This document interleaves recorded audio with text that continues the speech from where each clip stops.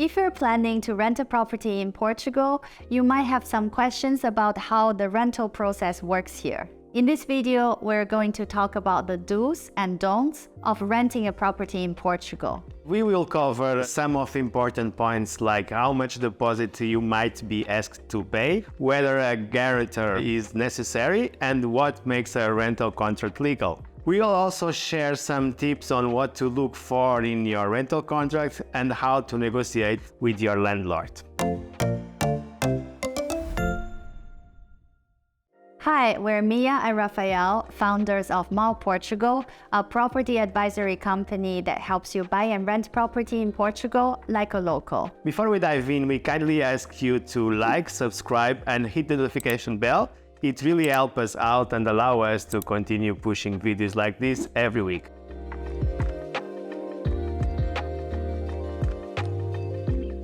One of the first things you might be asked for when renting a property in Portugal is a deposit. It's normal for landlords to ask for a deposit up front.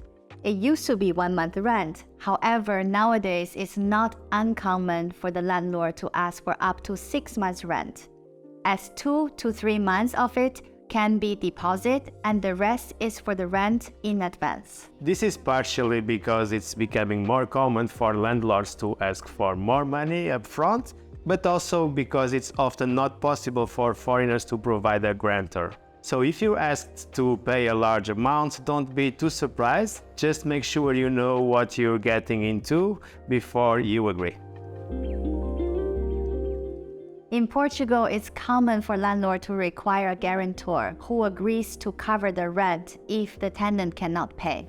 However, this can pose a challenge for foreigners who may not have anyone in Portugal to act as their guarantor. In such cases, landlords may request a higher deposit in lieu of a guarantor. Landlords are cautious about renting their property to tenants who may default on payments, which could result in a time-consuming and costly legal process. Therefore, they often request proof of tenants' financial stability, and with the current scarcity of available properties, it's important to act quickly to meet the landlord's requirements, as there may be other prospective tenants vying for the same property. When you're renting a property in Portugal, it's important to make sure that your contract is legal. This means that it needs to be registered with Finanças, which is Portuguese tax authority, especially if you plan to use it for any visa application, also to make sure you can get some tax deduction of your rent. Make sure you understand everything in the contract before you sign it, including the starting date, duration, rent price, and payment terms. If you're not sure about something, don't hesitate to ask your landlord for clarification or the agent.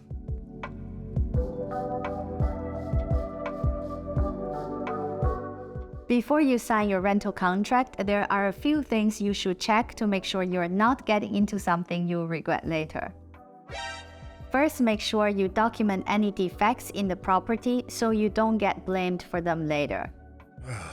Especially if it's a furnished property, make sure you confirm the list of the contents of the property is correct. Double-check conditions and take photos as proof to attach in the contract if necessary.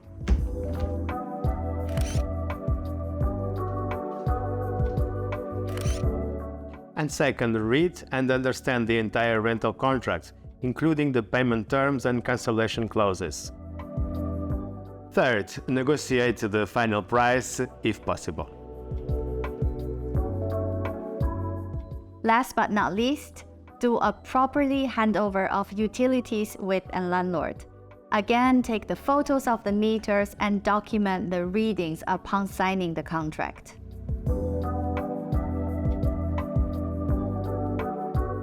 If you are renting a property in Portugal, you might be able to negotiate with your landlord to get a better deal. However, it's important to be realistic. Usually, aggressive proposals are unlikely to work. It's essential to be mindful of the competitive rental market, particularly in the big cities like Lisbon and Porto, where demand is high and properties are scarce. Another big step. We just launched a brand new service to help people like you find and secure a rental property in Portugal, even if you're abroad. This service makes it easier, especially for D7 visa and digital nomad visa applicants, to secure a rental contract even when they are not physically in the country. So how does it work? We will search, contact, and vet your future rental home. We'll do the due diligence and ensure your apartment ticks all the boxes mentioned in this video. Picture it now, landing in Portugal with your big suitcases and having your apartment ready for you before arriving. And if you are interested in this service or would just like to know more about it, visit our website propertyrentalportugal.com.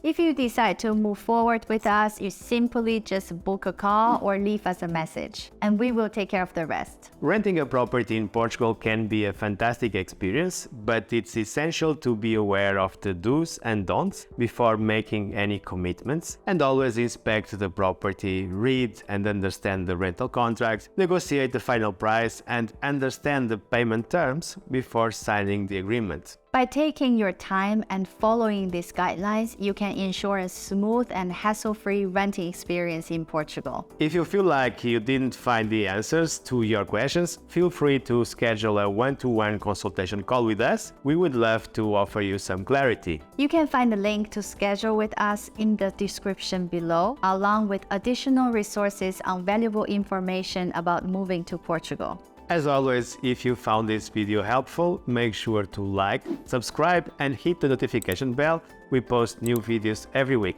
And don't forget to follow us on TikTok and Instagram, as we're quite active there as well. If you're especially interested in renting in Lisbon, make sure to watch this video for our top tips on how to rent the right way. Thanks for watching and see you in the next one. Ciao!